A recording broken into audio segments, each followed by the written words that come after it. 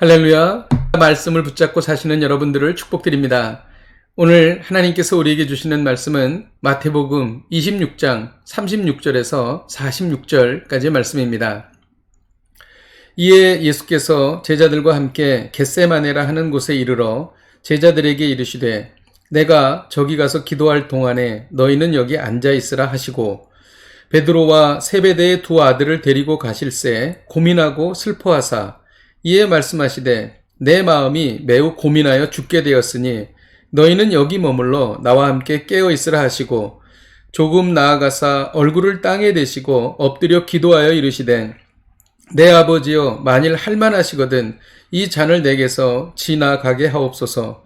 그러나 나의 원대로 마옵시고 아버지의 원대로 하옵소서 하시고 제자들에게 오사 그 자는 것을 보시고 베드로에게 말씀하시되 너희가 나와 함께 1시간도 이렇게 깨어 있을 수 없더냐.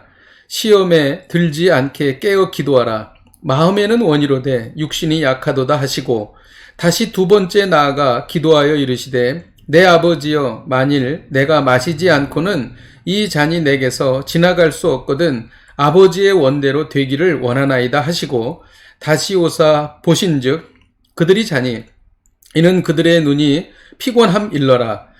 또 그들을 두시고 나아가 세 번째 같은 말씀으로 기도하신 후 이에 제자들에게 오사 이르시되 이제는 자고 쉬라. 보라 때가 가까이 왔으니 인자가 죄인의 손에 팔리느니라. 일어나라 함께 가자. 보라 나를 파는 자가 가까이 왔느니라. 아멘. 예수님께서는 성만찬을 행하시고 자신에 대한 제자들의 배신과 부인을 예언하셨습니다. 그 이후에 감람산의 겟세마네 동산에 가셔서 다가오는 십자가 순환을 앞두고 처절하게 기도하셨습니다.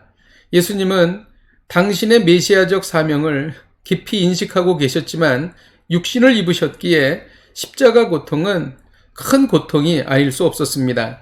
이를 통해 하나님의 사랑이 얼마나 큰 고통을 수반했는지를 잘 알 수 있는 것입니다. 예수님은 38절에 고민하여 죽게 되었다라고 말씀하십니다. 메시아이신 예수님께서 이보다 더한 표현이 어디 있겠습니까? 예수님은 이런 극심한 고통을 결국 기도로 극복하셨습니다. 우리는 여기서 기도가 무엇인지를 배우게 됩니다. 믿는 성도에게 기도는 무엇입니까? 성도는 기도를 통해 하나님과 동역하게 된다는 것입니다. 36절에 내가 저기 가서 기도할 동안에 너희는 여기 앉아 있으라라고 말씀하셨습니다. 주님은 부족한 제자들을 기도의 동역자로 부르셨습니다. 모든 일은 하나님이 하십니다. 그러나 우리는 기도를 통해 하나님의 일을 할 수 있는 것입니다. 또 성도는 극심한 고통 중에 기도해야 한다는 것입니다. 주님이 극심한 고통 중에 기도하셨던 것처럼 믿는 우리도 심각한 상황과 고통 중에 기도해야 합니다. 기도하면 하나님께서 고통을 제거하여 주시든지 고통을 이길 수 있는 힘을 공급해 주시는 것입니다. 또 기도는 무엇입니까? 성도는 자신의 뜻이 아니라 하나님의 뜻을 구해야 한다는 것입니다. 예수님은 39절에 아버지여 만일 할만하시거든 이 잔을 내게서 지나가게 하옵소서. 그러나 나의 원대로 마옵시고 아버지의 원대로 하옵소서라고 말씀하셨습니다. 매우 고민하여 죽게 된 상황에서 예수님은 하나님의 뜻이 이루어지기를 기도했던 것입니다.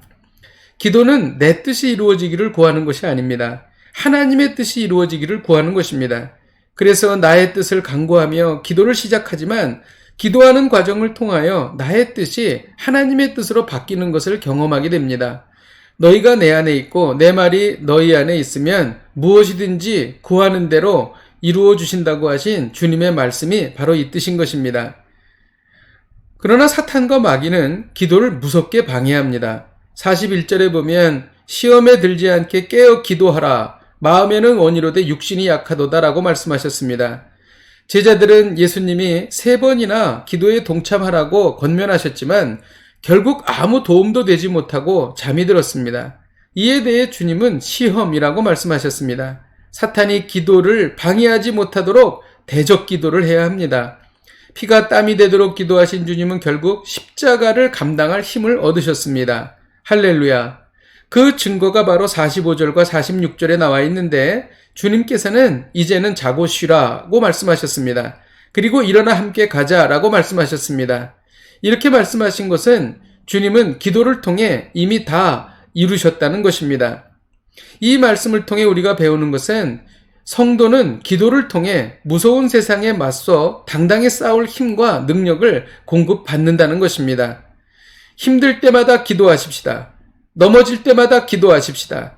큰 시험과 환난이 올 때마다 기도하십시다. 기도는 성도의 강력한 비밀 병기입니다. 기도하겠습니다. 하나님 아버지, 그렇습니다. 하나님, 우리가 기도를 통하여 이 어려움을 이겨나가게 하여 주시옵소서. 예수님의 이름으로 기도하였습니다. 아멘. 할렐루야. 성도는 기도를 통해 무서운 세상을 이길 힘과 능력을 얻습니다. 오늘도 이 말씀 붙잡고 승리하십시오.